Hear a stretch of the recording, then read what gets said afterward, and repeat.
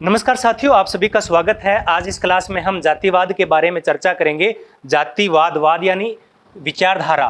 तो जाति आधारित वो विचारधारा जो अपनी ही जाति को सर्वश्रेष्ठ समझती है और अन्य जातियों के हितों की अवहेलना करता है, उसे हम जातिवाद कहते हैं। और भारत के संबंध में कहा भी जाता है कि जाति है कि जाति नहीं। तो इसका कारण भी है क्योंकि जाति व्यवस्था कोई आज की नहीं है, हजारों साल पुरानी ये व्यवस्था है और केवल भारतीय उपमहाद्वीप में ही जाति आधारित वर्गीकरण है। यानी ये भारत की अद्वितीय और विशिष्ट अवधारणा है। बाकी दुनिया में इस प्रकार की कहीं भी सामाजिक स्तरीकरण का आधार नहीं है। वहाँ वर्ग हो सकता है, कुछ और हो सकता है, लेकिन जाति नहीं है। तो आज इस क्लास में हम जाति के अर्थ और परिभाषा, इसके समाप्ति के लिए कौन कौन से प्रयास किए गए हैं, सरकारी और गैर सरकारी, सबसे ज़्यादा जो प्रश्न बनते हैं वो इन प्रयासों से ही बनेंगे।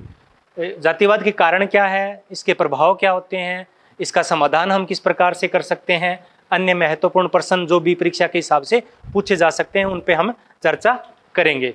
तो पहले हम बात करते हैं जातिवाद के अर्थ की। तो जातिवाद, जैसा कि हमने कहा कि जाति अपनी विशेष जाति के प्रति निष्ठा। अब निष्ठा से तात्पर्य ये है कि उसका गहरा लगाव, अपनी जाति को सर्वश्रेष्ठ समझना, अपनी जाति के हितों को विशेष महत्व देना और अन्य जातियों के हितों की अवहेलना करना। तो निष्ठा से यहाँ ये तात्पर्य, या अपनी जाति की भक्ति करना। और अगर हम एक शब्द में इसे कहें तो ये परीक्षा में भी आ सकता है, जो हाईलाइट है वो सब महत्वपूर्ण है। स्व जाति केंद्रवाद, अपनी जाति को केंद्र में रखकर व्यवहार करना। तो ये एक बहुआयामी अवधारणा है। इसमें जातिगत हित, चाहे वो आर्थिक हित हो, सामाजिक हित हो, राजनीतिक हित हो, उनको बढ़ावा दिया जाता है और अन्य जातियों के हितों की अनदेखी इसमें की जाती है। अगर हम इसकी परिभाषा की बात करें तो एक परिभाषा है काका कालेलकर की, जो कि पिछड़ा वर्ग आयोग के अध्यक्ष थे। इन्होंने क्या कहा कि जाति अंध एवं परिमित समूह भक्ति है, अपनी जाति की भक्ति है जो न्याय के सामान्य सामाजिक मापदंडों, जो न्याय का यानी समानता की जो बात होती है, उसके सामान्य जो मानदंड है, चाहे औचित्य, नैतिकता और सार्वभौमिक भ्रातृत्व की उपेक्षा करता है। यानी सार्वभौमिक जो भाईचारा है उसका ये विरोध करता है, समानता का ये विरोध करता है। Doctor KM. शर्मा ने क्या कहा कि जातिवाद या जाति भक्ति एक जाति के व्यक्ति की वह भावना है जो देश एवं समाज के हितों को ध्यान में नहीं रखते हुए, किसको, देश या समाज के हितों का ध्यान ने रखते हुए, यानी जाति के पीछे देश हित भी छोटा पड़ जाता है और जाति का हित है वो बड़ा हो जाता है, करते हुए अपनी जाति के उत्थान और सामाजिक स्थिति के को सुदृढ़ करने का जो प्रयत्न है उसे जातिवाद कहते हैं। तो ये कीवर्ड्स आपको याद रखने हैं। तो इसमें कीवर्ड्स हो जाएगा कि अंधभक्ति है, इसमें हो जाएगा कि देश के हितों का ध्यान में रखा जाता है। एक परिभाषा और है के.एम. प्रिंकर की, उन्होंने क्या कहा कि राजनीतिक भाषा में उपजाति के प्रति निष्ठा का भाव ही जातिवाद कहलाता है। तो ये दो तीन परिभाषाएं हैं जो परीक्षाओं में हो सकता है पूछी जाए, लेकिन ज़्यादातर परिभाषाओं से संबंधित प्रश्न है वो आते नहीं हैं। ज़्यादातर जो प्रश्न आते हैं वो इस प्रकार से आ सकते हैं, जैसे कि किसने कहा कि जातिवाद को अंतर विवाद द्वारा समाप्त किया जा सकता है, अंतर जातीय विवाद द्वारा समाप्त किया जा सकता है। तो इसमें दो नाम प्रमुख है, केशव चंद्र सेन और जी.एस. घुरिये। इन्होंने कहा कि अंतर जातीय विवाद से जातिवाद को समाप्त किया जा सकता है। इसमें हम तीसरा नाम एक और जोड़ सकते हैं, महात्मा गांधी की। अगर लेकिन इनके विपरीत बात करें तो इनके विपरीत है वो डॉक्टर भीमराव अंबेडकर ने कहा था कि जातिवाद को अंतर जातीय विवाद से या इनके कोई अन्य प्रयासों से इसको समाप्त नहीं कर सकते, इसलिए इसको पूर्ण रूप से, समूल रूप से इसको समाप्त कर देना चाहिए, इसका विनाश कर देना चाहिए जाति का, तभी जातिवाद से हम वो मुक्त हो सकते हैं, ऐसा डॉक्टर अंबेडकर का मानना था। एक है सांस्कृतिक समानता की बात है, वो इरावती कर्वे ने कहा था कि हम सांस्कृतिक समानता लाकर जातिवाद को समाप्त कर सकते हैं, क्योंकि प्रत्येक जाति की अपनी एक भिन्न संस्कृति होती है और संस्कृति उस जाति को बनाए रखती है और जातिवाद को बनाए रखती है। तो सांस्कृतिक समानता के आधार पर जातिवाद को समाप्त किया जा सकता है, ऐसा मानना था इरावती कर्वे का। रजनी कोठारी ने भी जाति पर एक पुस्तक लिखी थी, उस पुस्तक का नाम है caste in Indian politics. Caste in Indian politics जो कि 1970 में आई थी। इस पुस्तक में इन्होंने जाति के राजनीतिकरण और जाति के राजनीतिकरण और राजनीति का जातीयकरण, ये दो अवधारणाएं इन्होंने दी थी। ये दोनों अवधारणाएं रजनी कोठारी की है, ये कई बार परीक्षाओं में पूछी जा चुकी है। इसी प्रकार से अनुसूचित जातियां, तो जिनको पहले हरिजन के नाम से या दलित के नाम से या अनेक भेदभावपूर्ण नामों से पुकारा जाता था, तो जाति व्यवस्था को समाप्त करने के लिए इनका एक नामकरण किया गया, इनको अनुसूचित किया गया। तब से हम इनको अनुसूचित जाति के नाम से जानते हैं, शेड्यूल कास्ट एससी के नाम से जानते हैं। ये 1935 में व्यवस्था की गई थी और इस शब्द का पहली बार, अनुसूचित जातियों का पहली बार प्रयोग था वो साइमन कमीशन ने किया था 1927 के अंदर, और 1935 में इनको एक संविधान या प्रावधान के द्वारा इनको अनुसूचित जातियां कहा गया है। अस्पृश्यता है वो जातिवाद का सबसे घृणित रूप है। अस्पृश्यता क्या है? जातिवाद का सबसे घृणित रूप है। उसमें क्या होता है? अपवर्जन। अपवर्जन का मतलब होता है कि कुछ इस प्रकार के कार्य करने के लिए विवश करना, जैसे कि हाथों से मल उठाना। अपमार्जन या अपवर्जन इसको कहते हैं। इसको बहिष्कार भी कर देते हैं कि जाति से बहिष्कृत कर देना या समाज से बहिष्कृत कर देना। हमारे 4 समूह हैं, लेकिन एक 5वां समूह और भी है जिनको जाति व्यवस्था में शामिल नहीं किया गया है, उसे बहिष्कृत समूह या पंचम समूह कहा जाता है। अनादर होता है जातिवाद में, अधीनता का भाव होता है, शोषण का भाव होता है। दलित शब्द है जिसका अर्थ होता है पैरों से कुचला हुआ। 1970 में दलित पैंथर्स एक आंदोलन चला था, इसमें यह काफी प्रचलित हुआ था। अगर हम इनके समाप्ति की बात करें कि जातिवाद को किस प्रकार से समाप्त किया जा सकता है या क्या प्रयास हुए हैं, तो इसको किस उपाय हम बाद में चर्चा करेंगे। पहले इसको समाप्त करने के लिए क्या क्या प्रयास हुए हैं उन पे चर्चा करेंगे। तो हम प्रयासों को 2 भागों में बांट सकते हैं। नंबर 1 संवैधानिक प्रयास, यानी संविधान के द्वारा कुछ ऐसे प्रावधान किए गए हैं कि जातिवाद है वो समाप्त हो जाए, और गैर सरकारी संगठनों द्वारा भी, कुछ सामाजिक सुधारकों द्वारा भी जातिवाद को समाप्त करने के लिए प्रयास हुए हैं। तो पहले हम देखते हैं संवैधानिक प्रयास के अंतर्गत, तो जो हमारा संविधान है उसमें मौलिक अधिकार है, और पहला ही मौलिक अधिकार है समानता का अधिकार। जातिवाद किस पर आधारित है? जातिवाद भेदभाव पर आधारित है। अगर जाति से कोई प्रॉब्लम नहीं है, अगर जाति आधारित भेदभाव नहीं होंगे, तो जाति आधारित जब भेदभाव होते हैं तब जातिवाद की उत्पत्ति होती है, वरना जाति कोई दिक्कत नहीं अगर उनके आधार पर भेदभाव नहीं होते हैं। तो अनुच्छेद 14 से लेकर 18 तक अलग अलग प्रावधान है, वो सब जातिवाद को समाप्त करने के लिए प्रावधान है वो किए गए हैं। उनमें मुख्य रूप से है अनुच्छेद 17, जो कि हम बचपन से ही पढ़ते आ रहे हैं, अस्पृश्यता या छुआछूत का अंत है वो इसके द्वारा कर दिया गया है। अनुच्छेद 29 में व्यवसाय की स्वतंत्रता दी गई है। पहले क्या होता था कि जातिगत भेदभावों को बढ़ावा देने के लिए व्यवसायों का बड़ा रोल होता था, और जाति आधारित जो व्यवसाय थे वो व्यक्ति को विवश किया जाता था कि तुम अपनी जाति के ही कार्य को, व्यवसाय को अपनाओ। अनुच्छेद 30, 32, 34 और 35 ये कुछ ऐसे प्रयास हैं जो भेदभावों को कम करते हैं। ये 30 में लोकसभा में आरक्षण की व्यवस्था है, यहाँ राज्यसभा में आरक्षण की व्यवस्था है, 32 में, 34 में राज्य की विधानसभाओं में आरक्षण की व्यवस्था है, और 35 में सरकारी नौकरियों में आरक्षण की व्यवस्था है, ताकि भेदभाव को समाप्त किया जा सके। और भेदभाव अगर समाप्त हो गए तो जातिवाद भी समाप्त किया जा सकता है। सबसे जो प्रमुख पहला जो प्रयास हुआ था संवैधानिक प्रयास, वो हुआ था 1955 में। ये कानून बना था अस्पृश्यता निवारण अधिनियम 1955। बाद में इसका नाम है वो बदल दिया गया था, नाम रखा गया था नागरिक अधिकार संरक्षण अधिनियम 1946। यहाँ मैं डेट नहीं बता रहा हूँ, लेकिन आपको इनकी डेट लागू करनी है कि किस तारीख से ये है वो लागू हुआ था। इसी प्रकार से SC ST आयोग अधिनियम बोलते हैं, जिसमें अनुसूचित जाति एवं जनजाति अत्याचार निवारण अधिनियम 1989 में यह अधिनियम बनाया गया था, जिसमें जातिगत भेदभाव अगर कोई करता है तो उसमें सजा का प्रावधान है वो किया गया है। 341 में जातिगत भेदभावों को समाप्त करने के लिए एक अनुसूचित जाति आयोग का गठन किया गया अनुच्छेद 341 के तहत। तो ये तो कुछ सरकारी प्रयास थे, कुछ गैर सरकारी प्रयास भी हैं जो परीक्षाओं में उनसे प्रश्न है वो पूछे जाते हैं।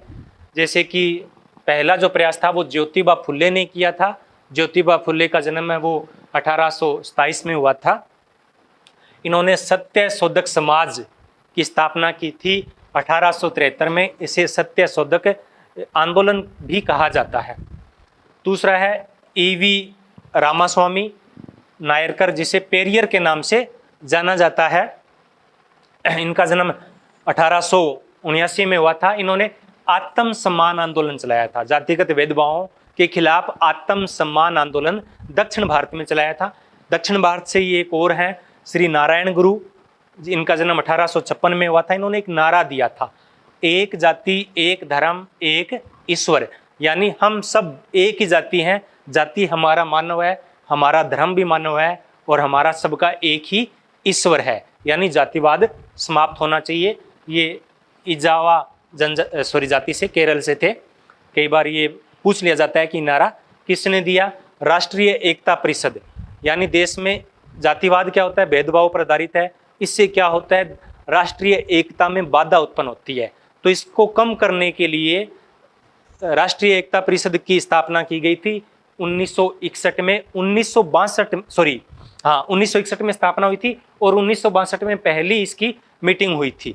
गांधी जी ने भी प्रयास किए थे, उन्होंने हरिजन सेवक संघ का गठन किया था 1932 में। इसके अलावा जितने भी समाज सुधारक हुए हैं, उन्होंने सब ने जातिवाद को समाप्त करने के प्रयास किए हैं। कुछ एग्जाम्पल हम ले सकते हैं।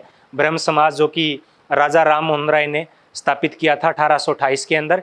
इसके बाद प्रार्थना समाज की स्थापना है वो 1876 में आत्माराम पांडुरंग के द्वारा हुई थी। इसी प्रकार से विवेकानंद, दयानंद सरस्वती के द्वारा भी जातिगत भेदभावों को समाप्त करने के लिए प्रयास हुए थे और अनेक संगठनों का निर्माण है वो किया गया था। अब हम थोड़ा विस्तार से यहाँ चर्चा करते हैं कि जातिवाद के कारण क्या है। तो ये सब्जेक्टिव होगा, अब तक था वो ऑब्जेक्टिव था। तो कारणों की बात करें तो पहले हमारी जजमानी प्रथा हुआ करती थी। जजमानी प्रथा जिसमें जाति, परस्पर जातियों के बीच में सेवाओं और वस्तुओं का आदान प्रदान हुआ करता था, जिनमें जो जाति सेवा करती थी वो कमीन कहलाती थी, जो जाति सेवा लेती थी वो जजमान कहलाती थी।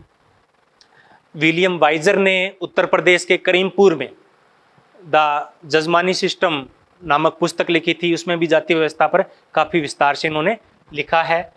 तो इससे क्या है कि ये जब समाप्त हो गई, विघटित हो गई, तब जातिवाद और ज़्यादा बढ़ा है। पहले जातियों के बीच में एक सामंजस्य था, एक सहयोग की भावना थी। वो जाति जजमानी प्रथा समाप्त होने के बाद में समाप्त हो गई। वैवाहिक प्रतिबंध, तो अपनी ही जाति में विवाह करना होता है, तो इसलिए लोग जातिवाद को ज़्यादा बढ़ावा देना चाहते हैं, अपनी जाति को तरक्की ले जाना चाहते हैं, ताकि उनके जो वर उनको मिले वो योग्य वर उनको मिल सके। अपनी जातीय स्थिति को ऊंचा उठाने की लालसा है वो जातिवाद को बढ़ावा देती है। यातायात एवं सूचना और संचार के साधनों का विकास है, उससे भी जातिवाद को बढ़ावा मिला है। संचार के साधनों से जातिगत जागरूकता या कुछ जो माध्यम हैं, चाहे वो सोशल मीडिया है, प्रिंट मीडिया है, उनके द्वारा भी जातिवाद को बढ़ावा दिया जा रहा है। संस्कृतिकरण का जो प्रयास है, यानी अपनी जातीय स्थिति को ऊंचा उठाने का जो प्रयास है, उससे भी जातिवाद को बढ़ावा मिला है। नगरीकरण में भी जातिगत संगठन है वो काफ़ी विस्तार ले रहे हैं। गाँव की बजाय नगरों में जाति आधारित संगठन है वो अधिक पनप रहे हैं। औद्योगिकरण में भी जातिवाद आ गया है। लोग अपनी ही जाति के मजदूरों को या तकनीकी कर्मचारी हैं उनको शामिल करते हैं, यानी भाई भतीजावाद है। उस वजह से जातिवाद है वो औद्योगिक जो क्षेत्र है उनमें भी आ गया है। संरक्षणमूलक भेदभाव, जो संविधान में व्यवस्था की गई है जातियों, जो निम्न जातियां हैं उनको संरक्षण देने की, तो उसके भी लोगों के अंदर अलग अलग प्रकार के विचार हैं। कुछ उससे वंचित महसूस कर रहे हैं, कुछ उससे जो पोषण प्राप्त कर रहे हैं। तो दोनों ही अपनी जातिगत स्थिति को बनाए रखना चाहते हैं, इन भेदभावों को बनाए रखना चाहते हैं। जाति का राजनीतिकरण, अगर वर्तमान समय के अंदर सबसे ज़्यादा अगर जातिवाद के अंदर योगदान है तो वो किसका है, वो राजनीति का है। राजनीति में बगैर जाति देखे कोई भी कार्य नहीं होता है। जब भी वोट दिया जाता है तो मुख्य रूप से जाति का उसमें विशेष महत्व होता है। जितने भी लोकसभा और राज्यसभा के इलेक्शन होते हैं, कोई भी राजनीतिक दल ऐसा नहीं है जो इन जातीय समीकरणों का ध्यान में नहीं रखता हो। जातीय संगठन हैं वो भी जातिवाद को बढ़ावा दे रहे हैं। अगर हम इनके दुष्परिणामों की बात करें तो जातिवाद, सांप्रदायिकता कुछ ऐसी समस्याएं हैं जिन्होंने देश का बेड़ा गर्क कर दिया है। क्यों? क्योंकि एक से राष्ट्रीय जो एकीकरण की भावना है, जो एकता की भावना है, वो समाप्त हो रही है। और जो राष्ट्रीय विकास है, जब जातिगत संरक्षण के लिए या आरक्षण के लिए जब आंदोलन होते हैं, हमने जाट आंदोलन देखा हरियाणा के अंदर, हमने राजस्थान में गुर्जर आंदोलन देखा, हमने मराठा आंदोलन देखा, तब देश की जो संपत्ति है, जो रेलवे है या अन्य प्रकार के जो संसाधन है, उनको बुरी तरह से तहस नहस किया गया, मार्गों को बाधित कर दिया गया, रेलों को जला दिया जाता है, बसों को जला दिया जाता है। तो इससे राष्ट्र के विकास में बाधा उत्पन्न होती है। ये भेदभावों को बढ़ावा देता है, गतिशीलता में बाधक उत्पन्न होता है, यानी दूसरी जाति के लोगों को आगे बढ़ने के अवसर है वो कम कर देता है। ये लोकतंत्र का विरोधी है, क्योंकि लोकतंत्र यानी समानता का, सबके लिए। लेकिन ये क्या कहता है? सबके लिए नहीं, हमारी जाति के लिए। औद्योगिक कुशलता में बाधक है, क्योंकि जब जातीय आधार पे औद्योगिक कर्मियों की अगर भर्ती होगी तो उसमें योग्यता पैमाना नहीं होगा, उसमें जाति पैमाना बन जाता है। भ्रष्टाचार को बढ़ावा मिलता है, इससे भाई भतीजावाद को इससे बढ़ावा मिलता है, इससे योग्यताओं का दमन होता है। भाई भतीजावाद ने देश की जो योग्य नागरिक है उनको आगे बढ़ने से रोका है हमेशा के लिए। नैतिक पतन इससे हमारा होता है, क्योंकि ये भेदभावपूर्ण है, ये समानता पर आधारित नहीं है। इससे जातीय संघर्ष भी हमने कई बार है वो देखे हैं। अगर हम इसके बात करें कि इसको रोका कैसे जा सकता है, इसको दूर करने के उपाय क्या हैं, तो इसकी हम चर्चा करें तो सबसे पहला जो विचार आया था वो 1955 में आया था, जब ये अस्पृश्यता अपराध अधिनियम पर वार्ता चल रही थी। तब कहा कि जाति शब्द को ही समाप्त कर दो, किसी भी सरकारी कागज पर, किसी ऑफिस के अंदर जाति शब्द होना ही नहीं चाहिए। और जो फार्म भरे जाते हैं या कहीं इसका प्रयोग होता है तो इसमें केवल कैटेगरी का वर्णन होना चाहिए, जाति शब्द का कहीं भी प्रयोग नहीं होना है। अगर ये हो जाएगा तो धीरे धीरे जाति भी समाप्त हो जाएगी। अंतरजातीय विवाहों को प्रोत्साहन हम पहले ही चर्चा कर चुके हैं। सांस्कृतिक एकीकरण को प्रोत्साहन, जो कि रावती कर्वे इनकी बात कर चुकी है। जातीय संगठनों पर प्रतिबंध लगा दिया जाए और जो जातिगत राजनीतिक व्यवस्था है उनको समाप्त कर दिया जाए। जाति में राजनीति में जाति नहीं देखी जानी चाहिए, योग्यता के आधार पर चुनाव होना चाहिए। और जातिगत आधारित जो आरक्षण है उनको समाप्त करने के प्रावधान भी किए जा सकते हैं। इसका कुछ और पैमाना है वो अपनाया जा सकता है, आर्थिक पैमाना अपनाया जा सकता है, तो इससे भी जातिवाद को समाप्त करने में मदद मिलेगी। क्यों? तो ये आज की हमारी क्लास थी। अगर आपको क्लास पसंद आई हो तो वीडियो को लाइक, शेयर एंड सब्सक्राइब कीजिए। आपने इतने प्रेम से सुना, इसलिए आप सभी का बहुत बहुत धन्यवाद।